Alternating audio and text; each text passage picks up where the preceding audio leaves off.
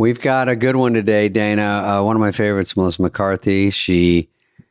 I've been trying to get her on here for a while, but her and Ben Falcone, her husband, came in, and lots of good hard laughs, along with some info and interesting stuff. Right? We get into basically a classic as of now, Bridesmaids, and how she got that part, what she did in the part, and how that came through. We talk about Ghostbusters, the all-female cast that she was a part of, and we talk about when she went on SNL for a few episodes doing Sean Spicer and driving the podium around New York. Yeah. And Ben Falcone, her husband, who directs a lot of her movies, super smart, nice guy, and just their marital relationship as also being work-life partners. So you'll see him fun in a lot of these movies, because if you don't know him by the name, you'll know him because he's a funny performer as well. He sat next to her in Bridesmaids. I'll say that. I think everyone's seen the movie already, but every time I get on a flight, there's someone watching Bridesmaids. Yeah, still, it's just a great movie. And Melissa had worked, but then that one just like blew her up, exploded, because she was so good in that movie, and just had this long career. They're very humble, nice people, easy to talk to. So I would press play if that's what you do, or just stop. Did they meet in the Groundlings? Is that how it happened? Yes, they met in the Groundlings, and we do talk about their love relationship and when they knew and when they first saw each other. And it really happened in one class, one time when Ben gets on stage. You'll hear that story. Yeah. It's really fun. Yeah. So here they are, podcast. Melissa McCarthy and Ben Falcone.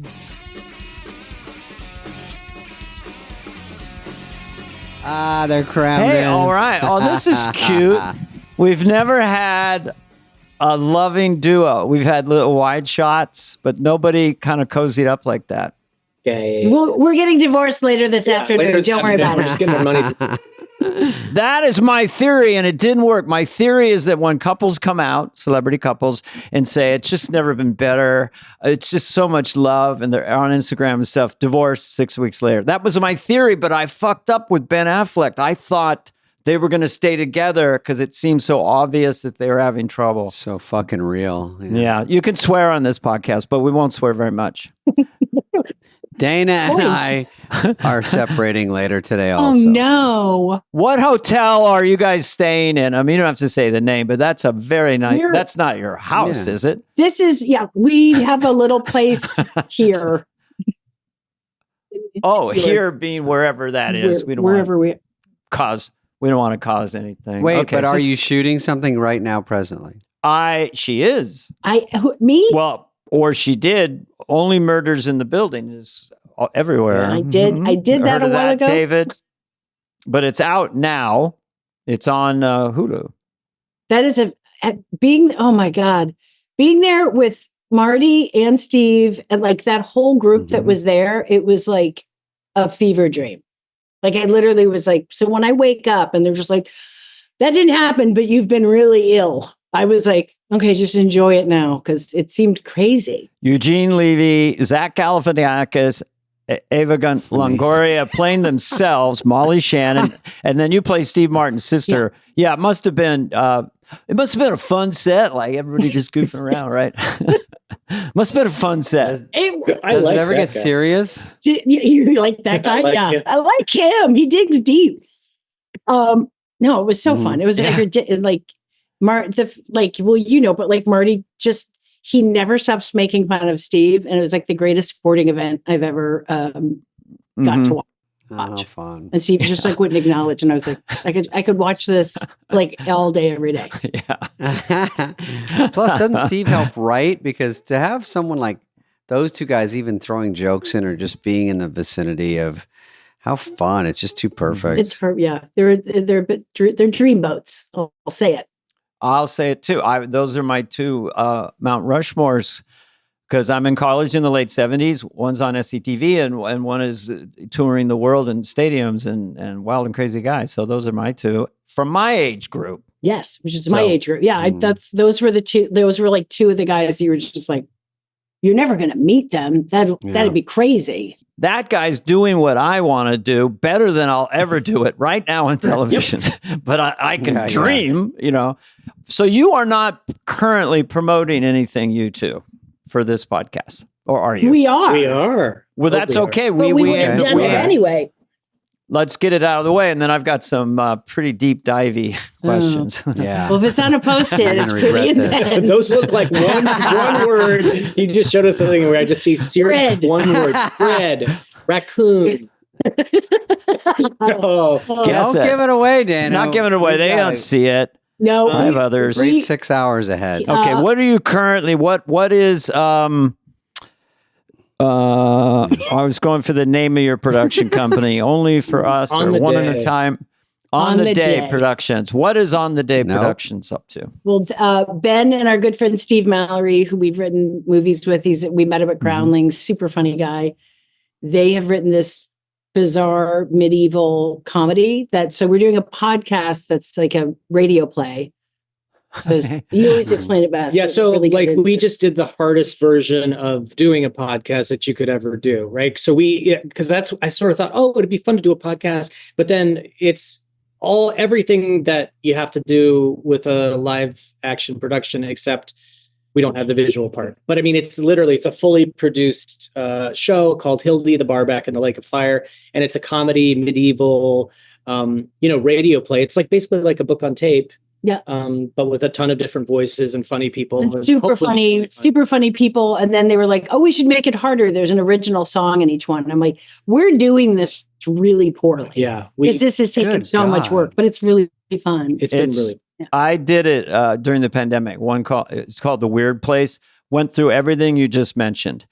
Just making a film, but just audioly and all the different rules and games of like drawing them in and effects and music and mixing and voices. Yeah. So I have empathy for you too, what you've just been through. Yeah. And just being like, and when I first read it, also like part of the joke of the first thing is everything is with a G. So it's like, Gellendorf and Galendria and I literally was like, I don't know if I could read it. It was like breaking my brain. And then I was like, I think at 54, I figured out I might be dyslexic. Yep. And because I couldn't get through his script, either. I was like, wow. Fun facts. Fun facts. These are the things we're learning. I might be dyslexic. E-car. Camille. Sorry. I was trying to do McCarthy backwards. Pretty good attempt. Let me ask you this. How many episodes? How many episodes and how long are they? There are 8 episodes in season 1. They're about 30 minutes long a piece. And they're writing season 2 and now. we are writing season 2, and is it out now? October 25th, the first episode drops, and then every Friday after that. Okay. Perfect. Now it's basically, it sounds like it's like writing a movie or a TV show that hard. And then, but it's for this. So it's a lot to get for an audience for a podcast. That's good. It's good for the audience. It's a lot. It's a lot. And it is like so many weird tricks. Cause when you're like, well, wait, we're talking about like, there's centaur, like all of these things. And I'm like, how do you describe this crazy, like Middle Earth world that's also a comedy without just pure exposition? Yeah, so that was the biggest thing, was to try to, and so Octavia Spencer is our narrator, so that was step 1. So we just got a great narrator, so she can say kind of anything, and it works. Yeah, that seemed definitely. You're like, that sounds wonderful. Geez, we're smart. Smoky voice. Yes, and she can fill in gaps and stuff to explain. Marlupio was sad as he galloped through the forest on his great brave stallion. He drew his scepter at an oncoming stranger. You're hired. Yeah, You're they are here hired. too. I was going to say, you're Dorian. absolutely. Here's the deal, which you guys are ready for. But maybe this will become a feature film because it is like sort of a, or a series. But, I learned with that one because we had 8 and everyone loved it and they came out, yada, yada, do. Now, where's 9? What? You're like, that was so much work. You're like, never. It's like Bridgerton. You got to go in 2028. We will have the next one. Yeah. So you just be ready for that. You'll have super fans that'll be obsessed by it. And when's the next episode? 2028, bitches. You don't have to say bitches. I just threw that out. I think I like got you it. now, though. Yeah. And I'll steal Spade's Bridgerton thing. I'll be like, yeah, I just thought of that. Take anything. Well, do you Everything have, here is it free game. PG-13 or do you have actual audio sex scenes in this thing? Yeah. Let's get to it. Oh, there's But there's How lots does of Ben there's work? lots of there's lots of swearsies in it. lots of swearsies. And then there's centaurs that are super centaurs. sexually fluid that want to hit everything in front of it except me. And actually, the elves, Aw. kingdom of Okay, it elves, sounds funny. and the elves have sex with everybody except for Hildy, who's Melissa's character. So that Why they is think Hildy not getting any action? And then as a parting gift, they give gifts to everybody and their various things. And then I'm like, oh, what is this? Is it a magic potion? And they're like, it's conditioner for your hair. for your really dry hair. My hair is so Your hair dry. is so disgusting. Okay, so I get where it's coming. Does your It character really ever comes from pound? love. Do you ever pound Yeah, on the God chest dang. of a prince and say, "You impossible beast"? Does that And then ever start happen? listening. Again, we're hiring that character. Season 2, yes. Yeah. You No, but I impossible do. beast. I do climb. Do I have to climb inside the giant's? She does. She stabs a Excuse giant me? in his urethra. So this, Right. okay, so it's It is Fantastic like Bridgerton. Voyage in a different way. You're going inside the body through the urethra. So it's sort of just an the adult once. show, just the once. It's adult. It's adult. It's for it's sure. adult. Okay, and the title it's- is Prancing in Gildy- the Enchanted Forest. No, what is it? I can't. It went out of my brain. I'm sorry. Hildy. Gildy and the Gildy Monsters. Hildy the barback in the lake of fire. Because she's a barback. Okay. That's Oh, her yeah, job. bar back. Well, I Yeah. love That's my side Barback, hustle. Lake of Fire. That's funny. There you go. Things that don't go together. So they absolutely don't.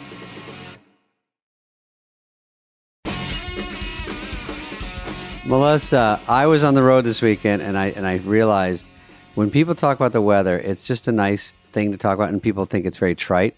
But if you're in an elevator, you go, it's kind of hot today. And they go, oh yeah, everyone sort of agrees. It's a good starter. Right. And you say, what's going on with Lebanon right before they get off, you know?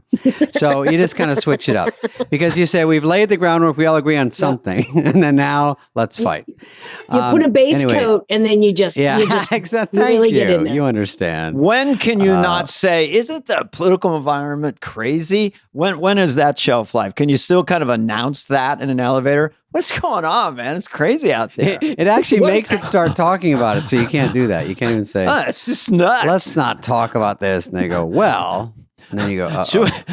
We're going to make sure that you two don't talk. Where Yeah. do you want to go? Because I'm kind of, my first blink instinct besides promoting this is the husband-wife dynamic creatively. And Yes, so I wrote of a list of husbands who've directed their wives.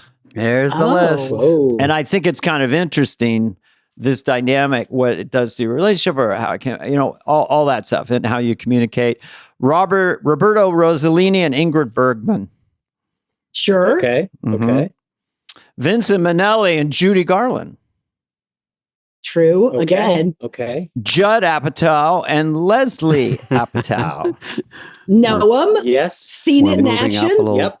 more John recently. Krasinski, Emily Blunt, Sure. Ben That worked Stiller, out well. Christine. That worked out well. Oh, yeah. Yeah. I thought The Quiet What did Place. he direct right? her in? The Quiet Oh, Place. is it Quiet Quiet Place. Place? Twice. Yeah. And those are great movies. Sam Mendes and Kate Winslet. Right. Okay. And Ben, is it Falcone or Falcon? Falcone. Yep. Falcone. That's I pretty wish cool. it was Falcon. I mean, if it was Falcon, it would become Falcon. Fucking A. You He's had such Falcon. a When the kids go to bed, chance. he becomes the Falcon. I mean, it's so. If I was a I kid, mean, Yes, I it's would say it very, was Falcon. Aviator Yeah, I just driven. yeah, he flies. I'm on Daily Mail most of the time, so I know what is Yeah. happening in the world. It's cocaine for an immature brain. But anyway, just so you guys really started working together, and it's sort of like, this is my blink on that. Is like you're doing a movie, Ben's writing or producing. What's your blink? And then it's like a small leap to like, because I always tell the kids, people under 50, directing is blink because they think, well, I know this lens. And I know a 45Ls, it's all about blink, right? And so if your husband's there and his blink is the best on the set, well, it was organically happened, right? Let you direct it, and then What's blink? Blink What's is Blink? like Blink is Spielberg looking at Robert Shaw doing, and there's a take, and he goes, "Yes, that's it." Who has a gut instinct to kind of know when it's working, and then what to do with the pieces? And that can, I mean, I was on a movie once, and the makeup artist was the smartest guy on the film. Sure. He just was talking casually, and he just had this blink instinct of when it was working, why it was working. Yeah, blink. Is that the kids saying blink? I like blink. I just made it up. You. It's like fetch. Dana's starting it today. I'm going to go next time I leave an elevator. I'm going to go, you guys, I just saying this. You all have really good blink in here, and walk out. Yeah, get it going. Get it going. Get it saying it. Trending. No, we met at Groundlings. Okay, you met at Groundlings. That was the first problem. We met at the Groundlings. That's the first problem. And first blink. We just would write together all the time and and perform together. And then when we first got a chance to actually do a movie, we were meeting people, nothing was working out. And it really was like, I think it was Toby, but somebody why doesn't Ben direct it? And I was like, because we kept going back to nobody knew the story as well as he did. Mm-hmm. And so since we wrote it, they said we could direct it. And then she was filming a movie. So basically then she couldn't co-direct it. So then I ended up directing it and she ended up producing it. So it was like that kind of vibe. Which is pretty weird when you never think you're going to get to do anything and then you get to do your own thing. I just remember us driving on the lot and literally being like, thinking we're going to get kicked off. I mean, I was like, wait, people are looking at us like we're supposed to know something. And we knew anything. And then we're just like, oh my God. It's like, that wasn't Tammy. What was it? Yeah, that was Tammy. Tammy was the first one. Oh, and that was great. Can I go back for a second, just into romance for a second? Because we have a lot of female fans because of David. Just so you meet and the arc or the evolution of when was the thought that first came into either head, like, I think I might want to marry this person. Was it week one, a year later, or you're not sure, don't remember? And I'll let you know. No, I'm kidding. Hey, no, I knew kind of immediately. We were in a class. You're also like, everyone's just trying to be the bigger like idiot to make people laugh. And we were doing monologues, and including myself, it was like stupid and loud, and somebody was really loud before, you were even going to be really louder and crazier. And then Ben got up to do his, and he was someone's new prison roommate, and he was cellmate. Well, they're roomies. I'm putting a gentle spin on it, but he was really, really quiet. And he just did, and it was like he wasn't competing with anybody, and everyone was like kind of leaning forward because it was super creepy but super funny. And I immediately was like, "Oh, he's not trying too hard. He's doing his own thing." And I think like that was the first day, and I think I already knew. I was like, "Oh, I kind of like him." Like it was immediately like I was fascinated, and I thought, "Oh, I like that he's not having to like be the loudest, craziest, and what he's doing is funnier than everybody else." So I was like, blink, blink. Okay, Ben's same story. Oh, you blinked it. She had a blink first day. Same story for you, choosing in that moment to go quiet, getting kind of looking at her out of the side of your eye. Wait till she sees this, or no? Was it a flirting bit, or was it just a regular comedy bit? You're trying to work the room, yeah. Okay, so when I was doing that monologue, I knew I liked Melissa a lot because she felt like a friend that I wanted to hang out with immediately, and then the love bloomed shortly thereafter. That particular monologue, I think it was the first one that we'd all done, so I was just panicked and I thought I was doing terrible. And I was saying, I remember one of my lines was, I know I'm not the prettiest owl in the barn, but I'm still fun to work with, or something like that. Like weird shit where I'm like, what am I saying? Why am I talking like this? And then she says everyone was laughing. They were not. There was one person laughing. This lady was laughing. All laughing. I felt like I was tanking, but I was like, so when I started tanking, I think what she liked is that I went softer instead of louder. Because I was like, well, I'm clearly bombing, so I'm just gonna go, I'm gonna do this.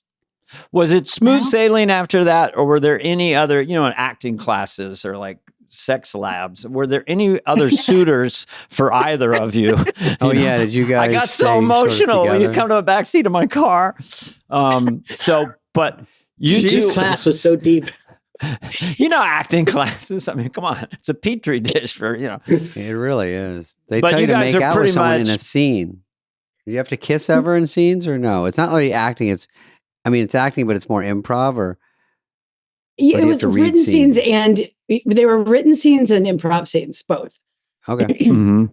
But no, we never did any, like, there was no like, oh, I'll write a smooch into a scene so I can kiss him. It's more Right. like afterwards at like a really dive bar. I was like, well, if you're going to hang out, I'll have, if you're going to have another beer, I'll have, if we want to hang out. So we kept on hanging out and just having way too many, because we're like, we wanted to hang out, but we should And have no one would make a move kind of thing. Yeah. Oh, that's so sweet. There was like no one revealed their cards initially. Soon No, we're because I laying on a think we Pac-Man became such good machine. friends. And also, like, it's that weird thing of when you're like, I'd like to change the dynamic. Like, I don't know how, Right. I think both of us didn't know how to weirdly bring that up, but we were both, I've been wondering about changing the dynamic. That's a I'd funny like to line. change this Yeah. in a different direction. Is this character that because changed if the it- dynamic guy in a movie? Because that's pretty funny. I like Yeah, to I like change it. the dynamic. Something Garth would say. I'd like to He change starts the talking about dynamic. owls when he gets nervous. What about you also, if you say that and then the other person isn't into it, then it ruins everything. I know. The I think dynamic that was the changes thing no of matter like, what. not only would a relationship not work out, but then you're going to lose like someone who's become like one of your closest friends. So we just did it. And then, so it was like a weird start, but But then that was what, Yeah. 25 years ago. Yeah. So it's, Good Lord. And then those- you start working together, start doing stuff. And the directing, first one writing, together was stuff. Tammy, but you were doing a movie before that, or you were in Gilmore Girls at some point around this we did era. Gilmore. We had done Bridesmaids together. we were married We were, already. yeah, we were already married. we you were were married on married. that. Okay. We've been married 19 years, just a couple of days ago. Mhm. Yeah. So I went to junior college. I'm going to call it 2005 then. Yeah. 19 Yeah. around. Yes, actually. Yes. Yeah. Mhm. And so Bridesmaids, when was that? What was that era? That would have been 2000. I have it 2000, 11. 11. 2000, Yeah. oh my God. So you've been married 6 years when that happens. And when Yeah, does so, Tammy happen? That's the first time been directed? It was, that was not so long after Bridesmaids. 2 Like years after? I think it came out 2014. 10 years Okay. ago. So how did Bridesmaids do? I was out of the country during the time. Was it a hit? Flop. It did pretty well. I'm kidding, right? No, Ben was a hilarious in Bridesmaids because I didn't know you guys were connected in any way in real life, and Mhm. and when he comes, it's just such a great score part and funny, and of course Melissa was. Did you know after that Melissa was that sort of a bumping up, move the needle sort of situation, career Oh, wise? yeah. For Oh everybody. my God. That's because we were all in Groundlings together, and like we couldn't believe when Annie and Kristen were writing a movie for Judd. I just remember all of us being like, is that possible? Like we were truly just like, we were so happy for them, but it was also literally like saying something that you're like, what? Like we couldn't process Yeah. it, but it was so exciting. And then they had been casting it for a while, and then they called me to come in, and I almost didn't because I got so nervous. I knew this was such a big moment for them, and I got a little nervous. I was like, oh my God, what if I'm too weird? And I don't want to make them, if I'm going and I'm weird, and then I don't want it to reflect poorly on them. So the whole way there, I was like, I shouldn't go. And I never had done that for other auditions, but This is also the first time our good friends were at You're the helm of it. auditioning for your good friends. Yeah, and like Paul Feig And you and don't even Judd know if are it's like in a there. favor or if it's like, do I ruin it for them? Or, Yeah, I was like, I don't want to screw up and then they're somehow damaged. So I went in and I was reading with Kristen, and because we knew each other so well, so we kind of went off the rails, and we were like, we did the audition, but also we were improvising. And I got back in the car and I'm like, oh my God, I think I said something about hand play with a dolphin. And because I was just kind of working with her and then I forgot. And I was like, I was too weird. I was like, I was too Yeah, she weird. came home and she was like, I talked about way sex too with a weird. dolphin, and I'm like, I've got to call them and apologize. And then when I got it, I was like, wait, what? So Well, it was just so in that, fun. but what do you say to her, Ben, when she comes in and says, I don't know, I might have blown it? I mean, how do you, hey, Well, honey, you're great. You know, I mean, what do you say? well, you know, honestly, because she said, I think I think I might have gone too far because I said something about hand play with a dolphin, and of course I was That's like, funny. that sounds pretty funny to me. So That's I a don't funny think- phrase. Hand If play they with know a what they're dolphin is doing, funny. they'll hear that and go, at least on the set, you can turn her up or down, but she will come up with shit to say, and then you can use it or not. That's probably what happened. I'd never. then I Because you mean, were funny as fuck. that whole movie caught everybody off guard. There was The Hangover, the first one, and Tropic Thunder, some Will Ferrell movies. Yeah. And then this movie, to this day, my sister sends me YouTube clips of scenes from that movie. And I didn't really watch the Gilmore Girls. I guess I knew of you or something, but when I saw you in the movie, it was just all new to me. The character you were playing, how confident you were and everything. And some about that's just like one of those movies that just is a great comedy, for all women. And everyone's cast and all scoring that, too. Scoring and everybody. Yeah. And it was so like on set, how Paul and Kristen and Annie were, they're just like, yeah, do it. Like, go. Like, try it. Do whatever. Like, we have it the way it's written. Now do whatever you want. And when you have people like that, just like they're rooting for you actively to be like a total jackass. It's like it just felt like we were back at the theater, and, we're like, I don't know. It's funny for us because I had never done everything that I did at the Groundlings was kind of more bombastic. And the only thing I'd ever really done was kind of more mild and like had Gilmore Girls. But so it was so fun. But I don't know that we thought people were we didn't know how it was going to be received. Sure. And even that weekend, people were like, really manage expectations. We don't think it's going well. And I was like, but I think it's really funny. And they were like, we know the metrics on these things. It's not going to go well. And I was like, I think you're wrong. And they're like, it we're might not wrong. be funny. I know. And I was like, what a That's what terrible they say. call to get. It seems like all the movies that work is like there's got to be some improv involved, because when you're in a scene, you can write it, you can read it, you can table read it. And then when you get out there, there's always just something alive about right that second of like, here we are, that's funny over there, I'm going to mention this. And then whatever it is, somehow, as long as you get maybe an extra take in my experience is those the ones that people, they remember the throwaways and the weirdest shit Totally. over time. Totally. In the test screening, it might not be the biggest laugh, but then later they go, that means something. I just think that's the magic. Yeah. Yeah, Gary that is Shanley the and Larry David, and to have Kristen back there, who knows what it's like to be out with the bullets. Both of you, have you been in really shitty experiences where the script supervisor looks up and says, "Your hand was on the table when you said that line." That kind of constriction, and a director that's never been in front of the camera, so a little undercutty or awkward. I mean, maybe you guys took control of your career so early, but did you have any experience like that? Because that sounds like heaven to me, to be out there and look up and seeing Kristen Wiig and Paul. It was. And they're was feeding amazing. you lines too. Like you can run in a line to Kristen, she can run in one to you, and you're like, oh my God, Totally. everybody's good on that movie. You'd hear something, you'd shout out to somebody else, like, Yeah. Don't think, don't think, just go, do it. Yeah. Yeah, because I've definitely had because that was like the first time. I didn't know sets could be like that at all, because I had guest stars and stuff where you're literally just expected to come in, hit your mark, say your line in a way that if you're on a multicam, the audience laughs a little bit. Sure. If you're not, you make the director smile a little bit, and you go home and you're like, I don't know if I'm going to be in the movie or not, And this was the first. This was the first time that I didn't think about any of that stuff. In fact, to your point earlier, I used to choose props that didn't help me at all because I didn't want to ruin stuff. Because, you know, script, you might come in and go, you had that in your left hand when you said the first part of your third three-part line. And I'd be like, take. So then I would just like put stuff down and I'd just be standing there with like, my hands just like, you know, so I've definitely. Well, you always think you're not going to not use a great take because the editing might be a hair off. Who gives a shit? We're not winning an editing award. It's like people get it. They go, this was the funniest one, even though you had a different shirt on in one of the cuts. And the matching department all doing their job. Makeup, they just hair, doing their job. and coming in. Really, are you? I think it's good. No, could we do a little in the hair? No, I think so.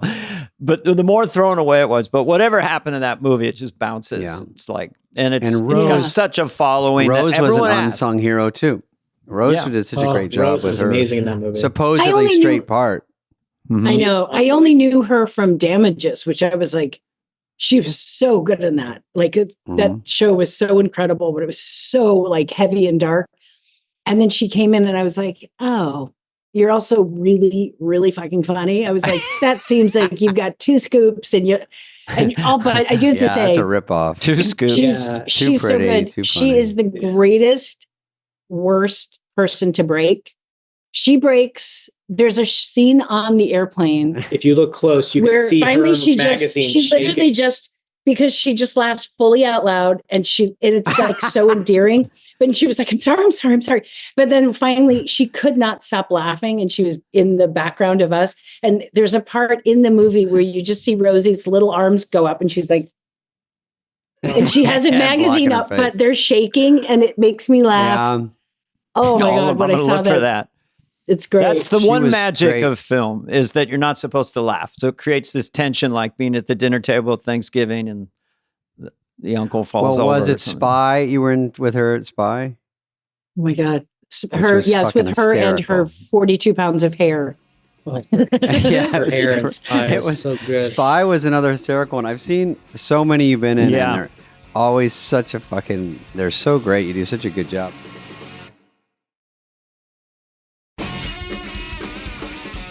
The Heat, St. Vincent's, anyone you want. Spy, Can You Ever Forgive Me? Oscar nomination. The Heat with Sandy.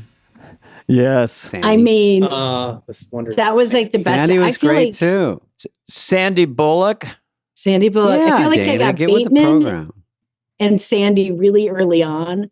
And I think it's like, I just felt like it was like, oh, I got really lucky to work really early with two people that are like delightful humans, but also like really pros, like great set etiquette, super nice people. And I was like, oh, like you can just be like a normal human. Know what they're doing. Yeah, you were like the crazy person with both of them. And that's great. And if they can hold up their end and get their laughs, because sometimes it's a thankless part. Sometimes if you're the straight man, but straight man's so important to make it all work. God.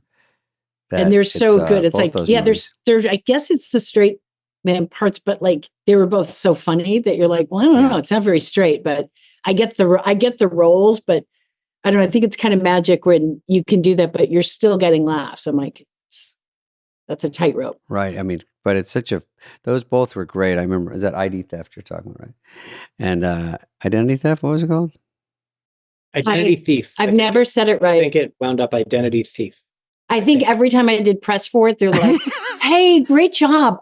That's not the name of the movie. Because at some point while we were filming, it was just a weird, constant barrage of like, ID thief, ID thieves, it was so much constantly looking at different names.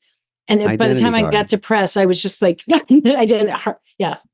That I said it wrong. I think on every single thing. And they were like, we'd love for you to get the name right. I'm like, well.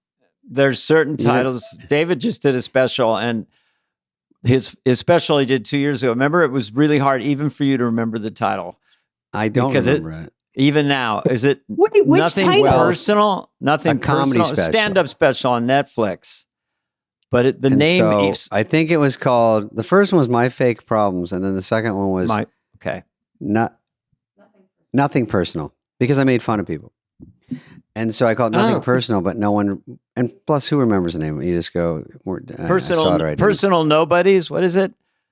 And then I did another one Friday, and this will air in 6 Oh. years, and then the special will be 3 years over, and then I'll be What's whatever. the name So- of it?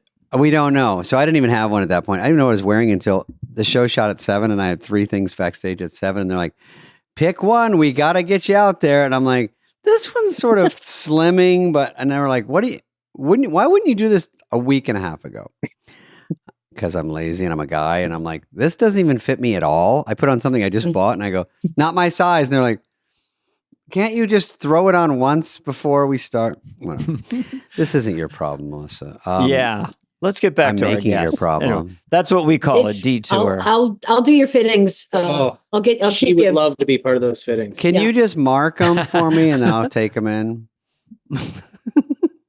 I'm just going to do fittings for Uh, you for hours.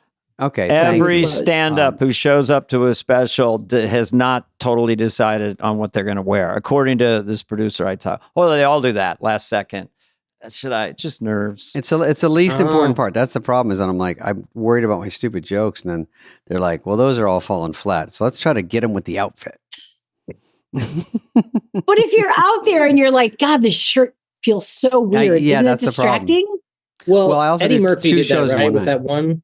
Didn't he do the one where he In the wore leather? all like red leather or something? And I Yeah. don't Yes. remember because it was so long ago, but I was like, Yeah. look, he had a cool outfit on. That's for sure. That's all I remember, A red yeah. leather jumpsuit with a little Mhm. phallic chain on it. He's also cool. boot. Yeah. But he's So Ed- if he's it's Eddie me, Murphy. I can't try too hard. Anything too far from J. Crew, and they start to go, I don't they know. go, I would line up to see you in a red leather jumpsuit or 2-piece. Just consider it.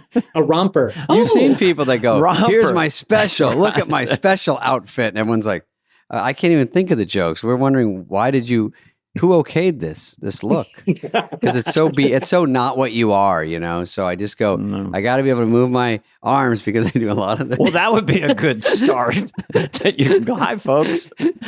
Well, You're there's just some in a stuff that's so restraining fitted, you jacket. can't. Yeah, you're just like, hey, now, do I lift my arms ever? Because if I don't, this is perfect. I I'll want send to you see guys the a show co- in I'll a send you tight copy. jacket. I'll send you a copy. You're going to get I know it that's ahead where you're of headed. I know. everyone. I get it.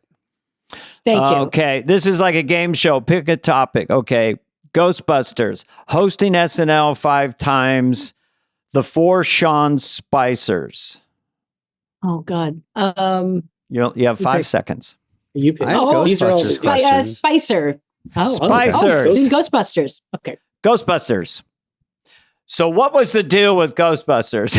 There you go. That's an It opening became statement. controversial because it was women doing Ghostbusters. What is that? I mean, It it's was just so too ridiculous. stupid. Where people were Too like, "You're stupid. ruining my childhood." I'm like, from the sound of you, I think you had a pretty shitty childhood without us doing anything. answer.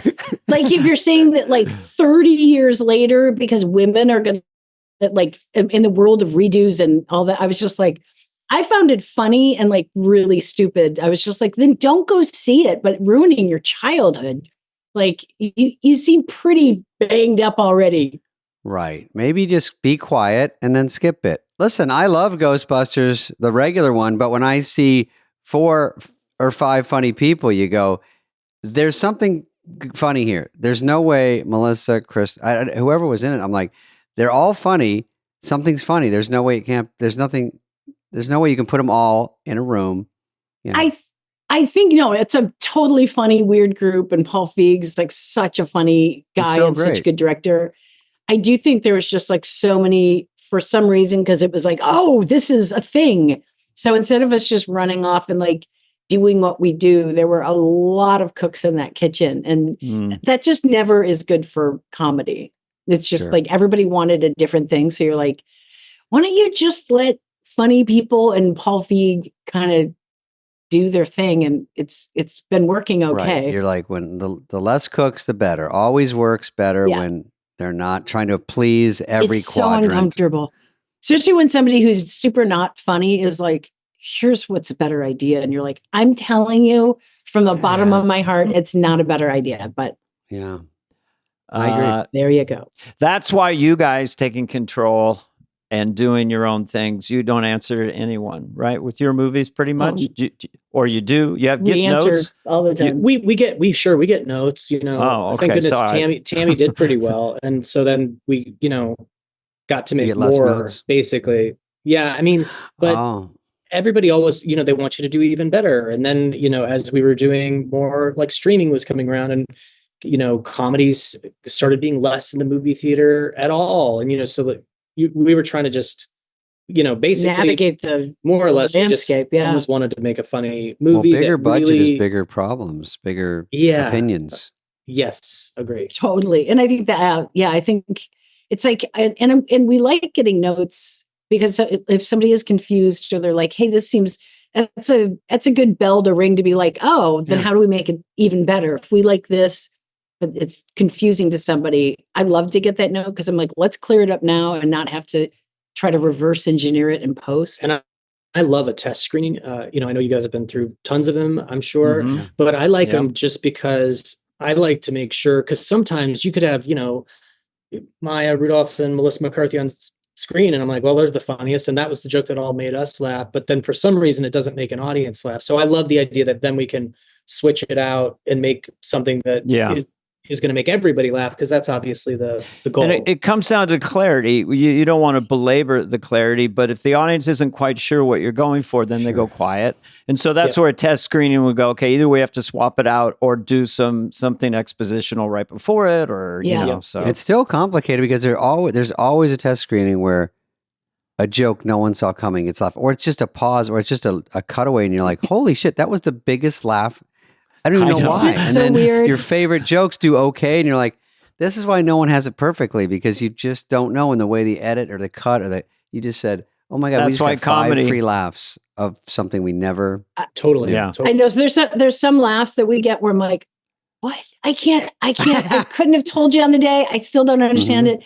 And then there's jokes that, like, I still am like, it's one of my top 5, and we cut it because it just didn't land. But I was like, I stand by the joke.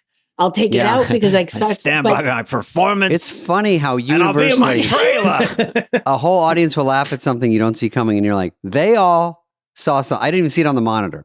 They all saw something just now, and they all agreed we're laughing at this one. And you go, am I in the business? I don't even know. Totally. It's so weird, but it's the That's kind of the fun fun of it. But yeah. When it works, it's so satisfying. When you get a good cut and it's really flowing and working and getting laughs. I mean, it's such a high, because filmmaking is really freaking hard. Getting all the trucks and the crew, and how are you with the coffee at 5? Yeah, it was gonna be fun today. to do the dumbest joke. You're wasting all this time. Like, does anyone have a rubber chicken? And you're like waiting an hour, going, what are we? And they're like, it's just for I drop it in the scene. They go, that's, and you see the Teamster guy goes, this is what we're fucking wasting time with. You're like, it might be one laugh, and they're so hard to get. If you go now. You could get a breakfast burrito at the truck if you go now. They're going to shut down breakfast in a second. the main quest for the day. I gotta get my hands on a burrito. Oh, I can't tell you how many times I've been waiting for something, and then we do it, and the crew just looks at you so pissed, because they're like, we waited for that. Which is like such pressure, because you're still like, and then you can tell they're just like, Jesus, I don't know who put these assholes in charge. I did a thing with Paul Feig in Spy, where I don't know why I found it the funniest thing that I would weirdly take my foot out of my shoe, and I would just hold, because I had like nylon peds on, you know, those little like half no-show socks. And I just kept weirdly like putting it in camera for Paul. And then we just got on a weird laughing jag. And then underneath, this is so stupid. By the way, it did not make the movie. We could not stop laughing, because I was like, I think her feet are cramping. And so we shot for like 8 minutes, my feet just in these weird little stockings, like kind of seizing up and having arches. And I was like rubbing them. And literally, finally, one of the cameramen that I really loved, he goes, for fuck's sake, how long are we going to shoot this? And Really? Paul and I were laughing so hard we were crying, and then everybody else was just like, Yeah. and it did not make the foot movie. acting. Can we stop with the foot acting, please? So I was like, You just catch, you oh. go, we're out of film, and you go, okay, and then no one goes, well, we can't run out of film. There's no film. It's like, but that's what they used to say in the old movies. Yeah, we're running out of film, and I go, oh, like hurry up, you're ad-libbing, basically. Flying the Gate. Remember Flying the Gate? This goes before Hair your in the time. Gate. Oh my God. Hair in the Gate. Yeah. Best take of my life. My first movie, we didn't have a playback. I mean, it sounds stupid. It's not stupid. Obviously, no movies did, but when was your first movie? Jerry Lewis invented the playback. Where are we going here? It was Abbott and Costello and Spade. Go to Mars. Go to Mars. Or go to Nordstrom's.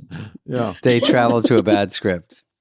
And so anyway, I told Dana I had a crew guy go, he's just sitting next to me. I'm waiting for my mark to go. And he goes, I don't know who read this script, but some of these jokes are clanking. And I'm like, first of all, I wrote it with somebody, and I was like, "Do you know I'm in it? I'm about to walk in. I've been here for 6 weeks." That's and kind he's just of rude. Like, from me to you, so two rude. professionals. I think I can throw in my opinion. I'm like, you cannot. And you can't do it before they say action. Got Oh too my God. familiar. I also love the use of the word clanking. Clanking is like very specifically. Like he Oh knows my comedy so well. He God. goes, "I'll give you the lingo version." Clank. I told you not to hire my cousin. Yeah. They go, I'm not one of those ass kissers and yes men. I'm like, no, you're a crew guy. I don't know you. You can be a yes man. Just for this set. You have so much He going says I'm on. about to walk in. Jesus. Yeah, and the rap party, you can tell me some stinkers in that one, huh? Even then, don't say it, actually. I know. Hey, Who knows? you had fun, didn't you? It was fun. Looks like you're having fun. Oh, that's like a dagger. Looks like you're having fun out there. How do you the think worst it's review. going? Do you think it's going okay? What do you think? That's also Loaded question. Think they're going to pull the plug on this one? Do I think they're going to pull the plug while we're shooting? I don't think so. Oh my God. Oh, I can't even tell my those stories. studios got money to burn. Save it for the book.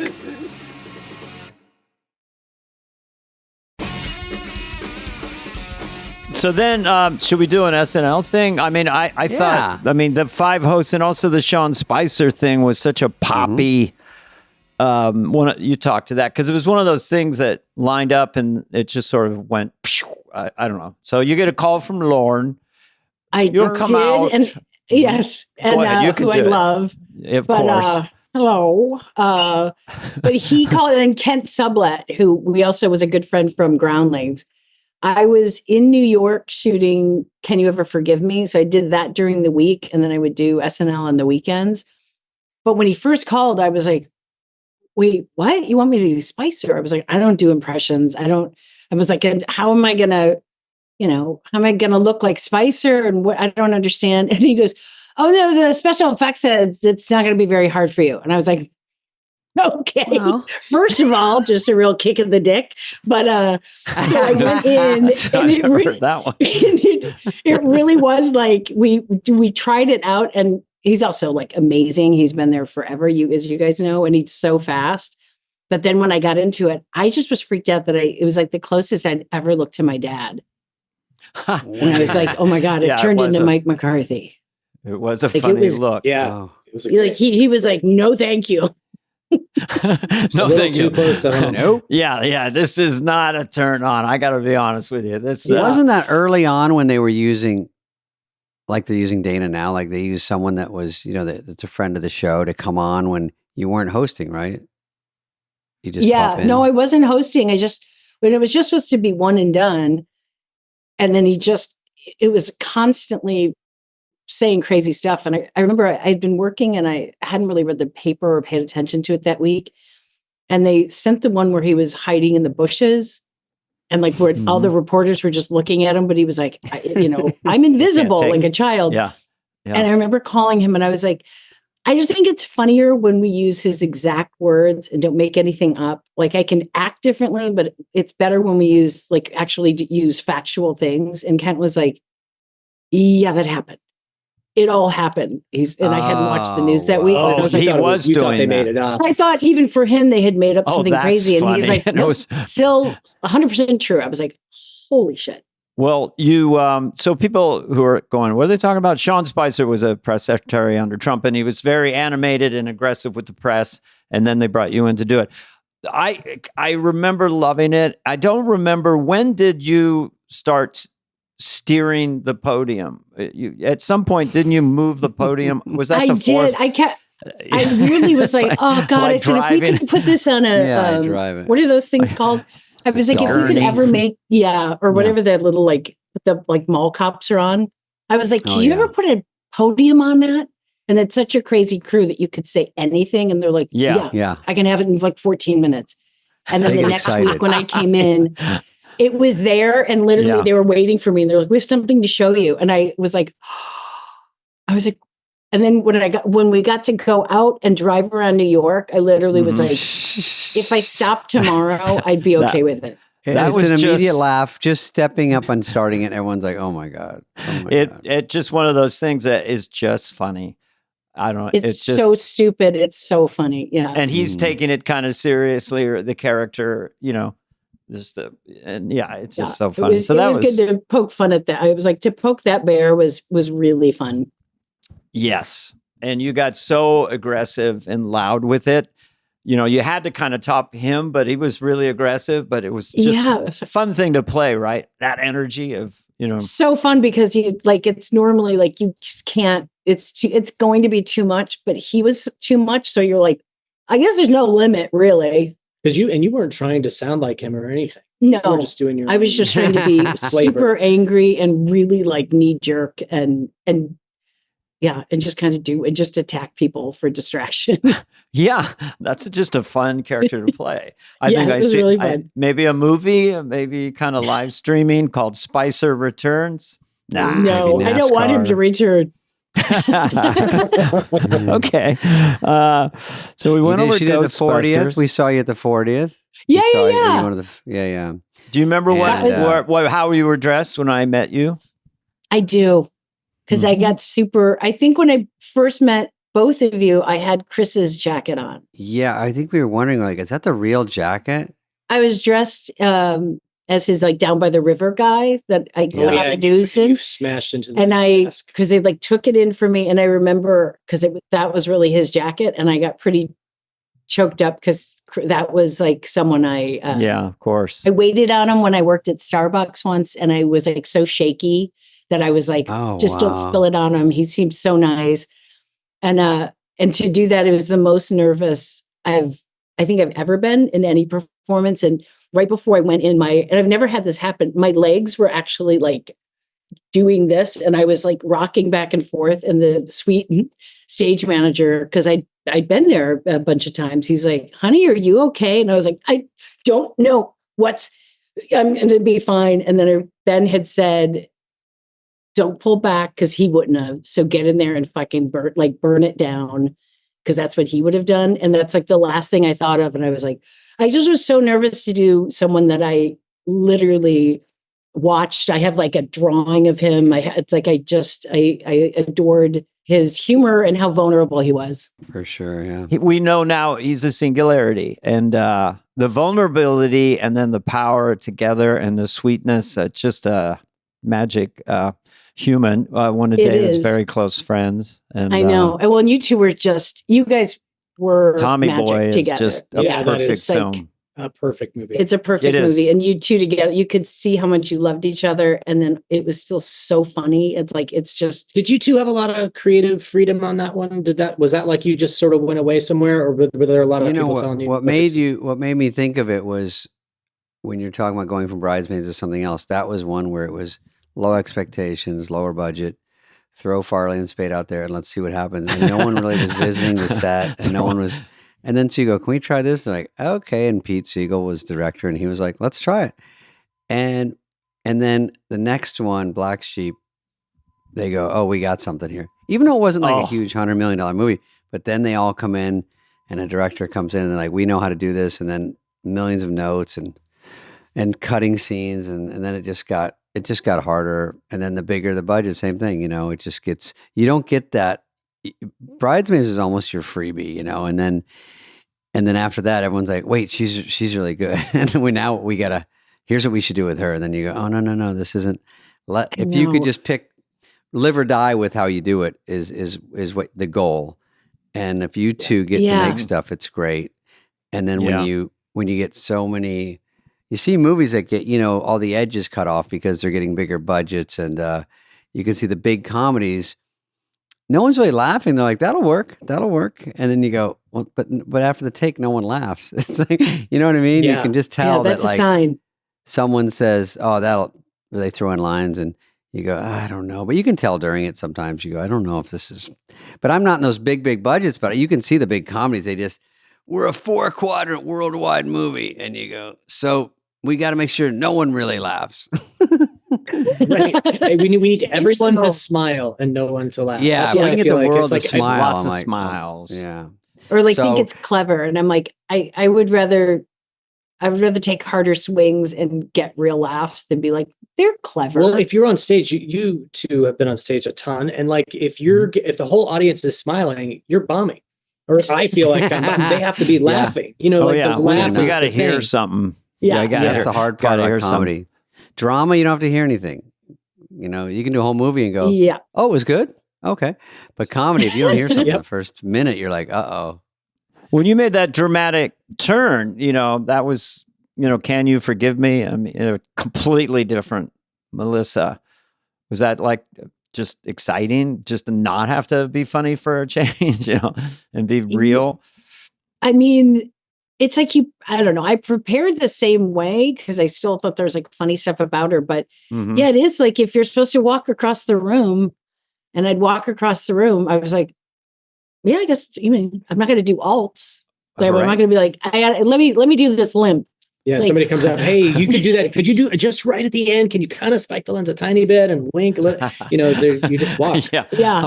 But I love doing it because I also love that character. I was just like, man, it was just such a crazy story. And I didn't know why I didn't know who she was. I felt like I should have, but it was really, really fun to do. Just get to kind of go in a different direction. As you went along, did you kind of get a vibe from everybody that you could get nominated, I guess, for Best Actress, right? It was Best Actress in a Motion Picture.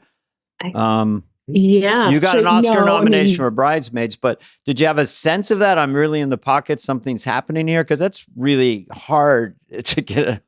Especially for a little movie, it's like, I love that movie. I love Murray Heller that directed it, but I don't think you ever, I don't ever, I'm like, no, I think this will get, I just don't think that way.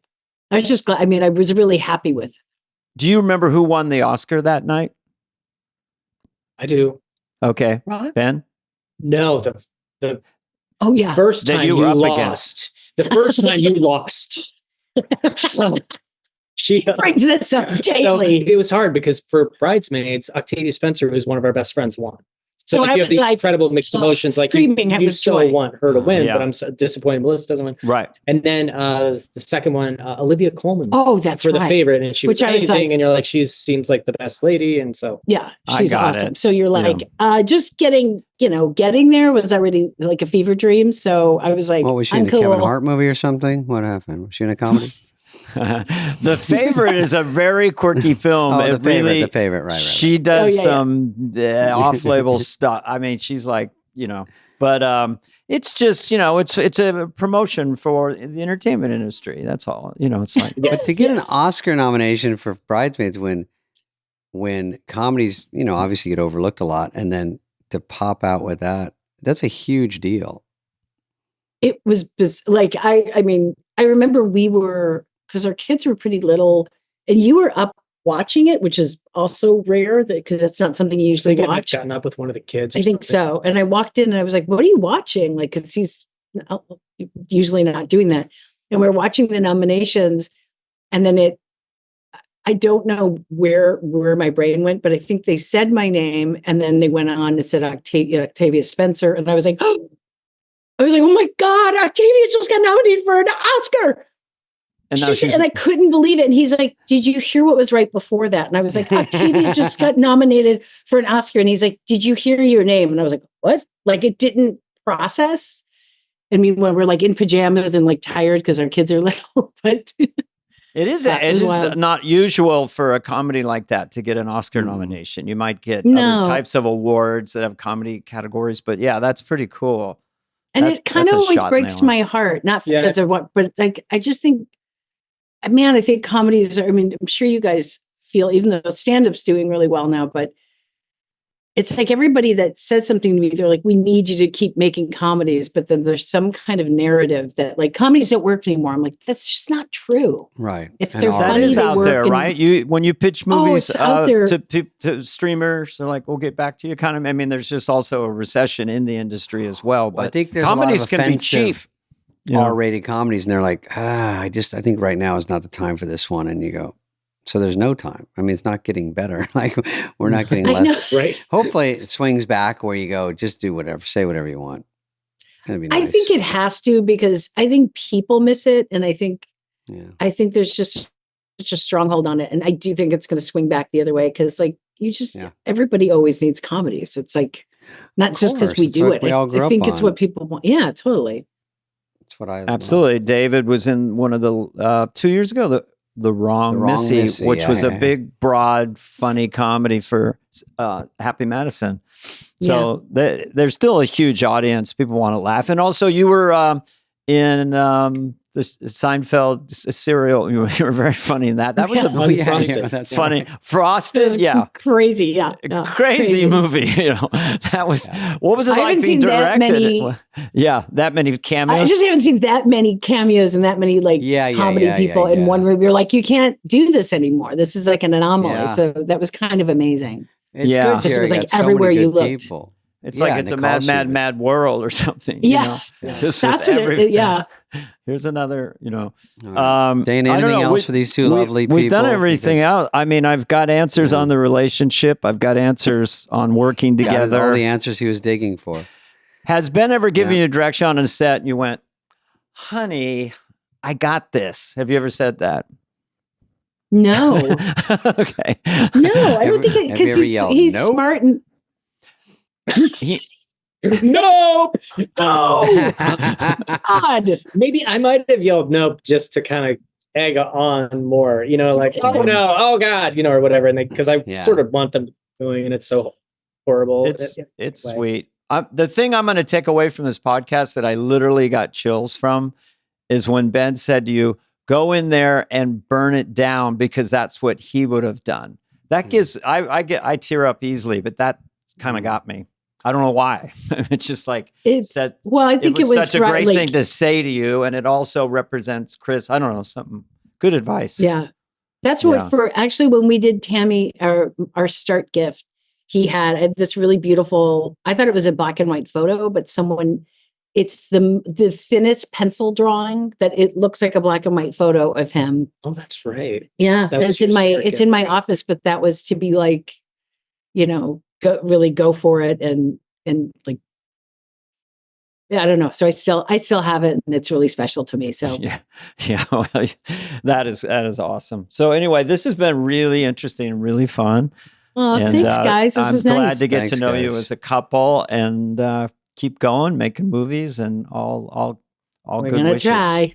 for the Yeah. To family. you Thanks too. for coming You on. guys too. Yeah. Yeah, good to You see bet. you. It's great to see you Pleasure. guys. All right. Have a good day. Have a great Okay. time. Bye-bye. Bye-bye. This has been a presentation of Audacy. Please follow, subscribe, leave a like, a review, all this stuff. Smash that button, whatever it is, wherever you get your podcasts. Fly on the Wall is executive produced by Dana Carvey and David Spade, Jenna Weiss-Berman of Audacy, and Heather Santoro. The show's lead producer is Greg Holtzman.